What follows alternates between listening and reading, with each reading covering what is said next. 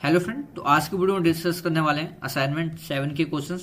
और हमने last video में डिस्कस कर चुके हैं हम असाइनमेंट 6 के क्वेश्चंस। ठीक है, तो लास्ट वीडियो हमने डिस्कस किए थे असाइनमेंट 6 में क्वेश्चन नंबर 23 तक। तो उसके बाद हम कंटिन्यू करने वाले हैं इस असाइनमेंट में।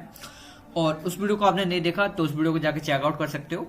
और मैं स्टार्टिंग में यही बोलता हूँ कि यदि आप असाइनमेंट के क्वेश्चन सॉल्व कर रहे हो तो इससे पहले आप वो थ्योरी के लेक्चर को आप एक बार चेकआउट कर सकते हो, जिससे क्या होगा कि जो भी मतलब क्वेश्चंस में जो भी कॉन्सेप्ट लगेगा वो आसानी से आप इस क्वेश्चन को सॉल्व कर सकते हो। ठीक है, उस कॉन्सेप्ट के थ्रू। तो इसलिए मैं आपसे यही बोलता हूँ स्टार्टिंग में कि आप यदि किसी भी असाइनमेंट के क्वेश्चन को सॉल्व कर रहे हो तो इससे पहले आप थ्योरी लेक्चर देखो उसका, उसके बाद ही आप असाइनमेंट के क्वेश्चन सॉल्व करो। ठीक है, तो स्टार्ट करते हैं वीडियो को। तो देखो असाइनमेंट 7 में हम 3 क्वेश्चन सॉल्व करने वाले हैं और ये लास्ट वीडियो होने वाली है ऑपरेटर। ठीक है, ऑपरेटर के जितने भी क्वेश्चंस हैं हम सॉल्व कर चुके हैं। उसके बाद नेक्स्ट असाइनमेंट में हम सॉल्व कर रहे होंगे असाइनमेंट के क्वेश्चंस, कंडीशनल स्टेटमेंट के क्वेश्चंस। ठीक है, और ये मैं क्वेश्चंस मैं इसमें ही आपको बता दूंगा किस टाइप से आपको सॉल्व करना है और इसका कोड आपको वीएस कोड पे करना है। ठीक है, ये हमारी लास्ट वीडियो होने वाली है जिससे मैं इस टाइप से आपको बताने वाला हूँ। उसके बाद जो भी हमारे मेन टॉपिक है, कंडीशनल, लूप हो गया, फंक्शन, पॉइंटर, एरे, उनके सभी असाइनमेंट के क्वेश्चन हम बीएस कोड पर करेंगे। ठीक है, टाइप करके। ठीक है, उनका कोड को हम टाइप करेंगे, उसके बाद हम रन भी करेंगे। बट ऑपरेटर में क्या होता है कि जो भी मैंने अभी इससे पहले मैंने जो भी टॉपिक के क्वेश्चन मैंने सॉल्व कराए हैं आपके लिए, तो उसमें थ्योरी है, कॉन्सेप्ट है, इसलिए मैंने आपको बता दिया कि इसमें कौन से कॉन्सेप्ट यूज हो रहा है और किससे इससे आउटपुट आने वाला है इस टाइप से। ठीक है, पूरा कोड आप बीएस कोड पर खुद ही आप रन कर सकते हो। कोड मैंने आपको बता दिया किस टाइप से आपको कोड करना है। उसके बाद इसके बाद जो भी मेन टॉपिक होते हैं जैसे इफ एल्स हो गया, लूप हो गया, ये मेन टॉपिक होते हैं, तो इनके कोड तो हमें करना पड़ेगा। ठीक है, वीएस कोड पर, क्योंकि इनका यूज ज्यादा डेटा स्ट्रक्चर में हो रहा होता है, एरे पॉइंटर हम पढ़ रहे होंगे उनमें यूज होगा। ठीक है, तो इसलिए हम सबसे ज्यादा फोकस करेंगे जो अगले जो नेक्स्ट असाइनमेंट होगा 8, उनके सभी जो भी हमारे क्वेश्चंस होंगे उनके हम वीएस कोड पर प्रोग्राम बनाएंगे, उनको रन भी करेंगे। ठीक है, तो अभी तक के लिए मैं इनको अभी डिस्कस कर देता हूँ कि किस टाइप से इनका आउटपुट आएगा, उसके बाद वीएस कोड पर इसका प्रोग्राम बनाएंगे। ठीक है, तो स्टार्ट करते हैं वीडियो को। तो देखो क्वेश्चंस क्या है, तो वही पहले इसको मैं थोड़ा जूम कर लेता हूँ। ठीक है, थोड़ा आपको और क्लियर हो जाए। ठीक है, इसका हमें आउटपुट फाइंड करना है। ठीक है, तो आपके हेडर फाइल होगी आपकी include studio.h, उसके बाद इंटरवेंट फंक्शन यूज हो रहा है, फिर एक वेरिएबल डिक्लेयर किया गया है आई, जिसकी जो वैल्यू असाइन की गई है 12। ठीक है, जे में क्या असाइन किया गया है, साइज ऑफ प्लस प्लस आई, मतलब जो इसमें क्या है कि जे में जो असाइन किया गया है वो आई का साइज असाइन किया गया है। ठीक है, प्लस प्लस आई का साइज असाइन किया गया है।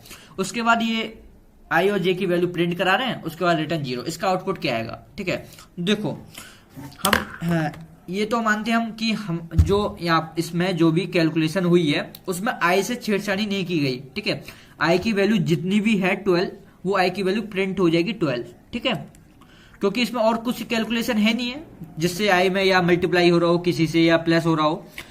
बट जो जे में वैल्यू असाइन होगी वो जे में असाइन होगा size of i plus plus i. Plus plus i का मतलब क्या, आई का ही साइज है। और आई स्टार्टिंग में कौन सा वेरिएबल मतलब डिक्लेयर किया गया है, किस टाइप का, किस डेटा टाइप का वेरिएबल है आई, वो इंटीजर टाइप का है। और हम ये जानते हैं कि इंटीजर वैल्यू का साइज कितना होता है, 4। ठीक है, 4 होता है। ठीक है, तो अब जे की वैल्यू में मतलब जे में क्या असाइन हो गया, 4। ठीक है, तो इस टाइप से इसका आउटपुट क्या आ गया, 12 जो आया इस आई के लिए आया, जो 4 आया वो जे के लिए आया। ठीक है, देखो जे में असाइन हुआ है आई का साइज, आई हमारा इंटीजर है, इंटीजर का साइज कितना होता है, 4 होता है। तो इसलिए इसमें जो प्रिंटअप की सहायता से जो आउटपुट आया वो 12 और 4 आ गया। ठीक है, नेक्स्ट क्वेश्चन हम सॉल्व करेंगे।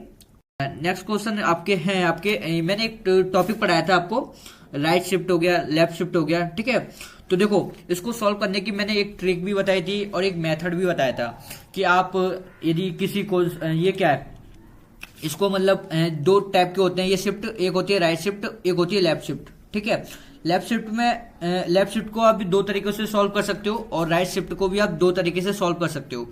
तो ये हमारी लेफ्ट शिफ्ट है। ठीक है, और ये हमारी राइट शिफ्ट है। ठीक है।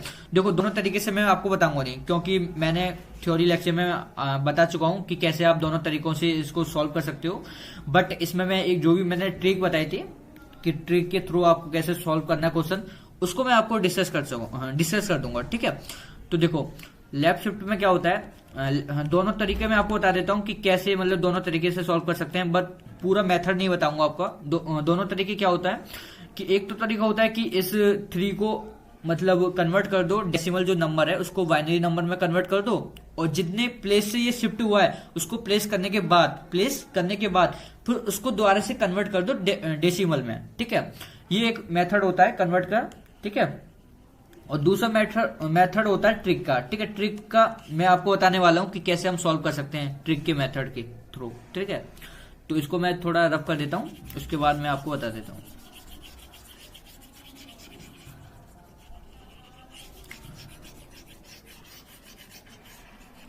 तो देखो हमारी ट्रिक में एक फॉर्मूला यूज होता है। पहले मैं यहाँ पर लेफ्ट शिफ्ट लिख देता हूँ, उसके बाद या राइट शिफ्ट। ठीक है, तो देखो लेफ्ट शिफ्ट और राइट शिफ्ट में एक फॉर्मूला यूज हो रहा होता है। एक फॉर्मूला को याद कर लो आप कि यदि क्वेश्चन इस टाइप से दिया हुआ है, इस टाइप से ही होता है क्वेश्चन, इसी फॉर्म में होता है, तो इसको सॉल्व करने का एक आसानी सा तरीका है, इस टाइप से कर दो इसको सॉल्व।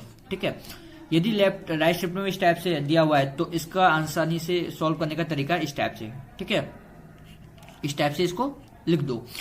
तो यहाँ पर लेफ्ट शिफ्ट दिया हुआ है तो इसको हम कैसे लिख सकते हैं, 3 मल्टीप्लाई, ठीक है, 2 की पावर 5। ठीक है, इसको सॉल्व कर लो। इसको सॉल्व करने के बाद यदि 3 आ गया, ठीक है, और 2 की पावर 5 जितना भी होता है टोटल इसका 96 आएगा। ठीक है, वैसे 2 की पावर 5 आप एक बार करना कितना होता है, अभी रुको मैं कर लेता हूँ, मुझे भी पता नहीं है। ठीक है, यदि मैं 2 की पावर 5 लिखता हूँ तो 4, 8, 16 और 32। ठीक है, 32 में हम 3 का मल्टीप्लाई करते हैं तो 6 हो गया, फिर 9 हो गया, 96 इसका आंसर आने वाला है। ठीक है, तो इसका आंसर कितना आएगा, 96। ठीक है, इस टाइप से। तो इसका आंसर जो आउटपुट में आएगा वो 96 आएगा। और इसका हम सॉल्व करें तो इसको हम कैसे सॉल्व कर सकते हैं, तो इसको थोड़ा मुझे रफ करना पड़ेगा। ठीक है, तो थोड़ा बोर्ड कम हो जाता है, बोर्ड में जगह मतलब स्पेस कम हो जाता है, इसलिए मुझे रफ करना पड़ता बार बार, बट नेक्स्ट टाइम इससे थोड़ा बड़े करने की कोशिश करेंगे। तो इसको सॉल्व करें तो देखो ए की पावर 2 की पावर भी इस टाइप से सॉल्व करना होता है। तो 8 2 की पावर कितना हो गया, 3।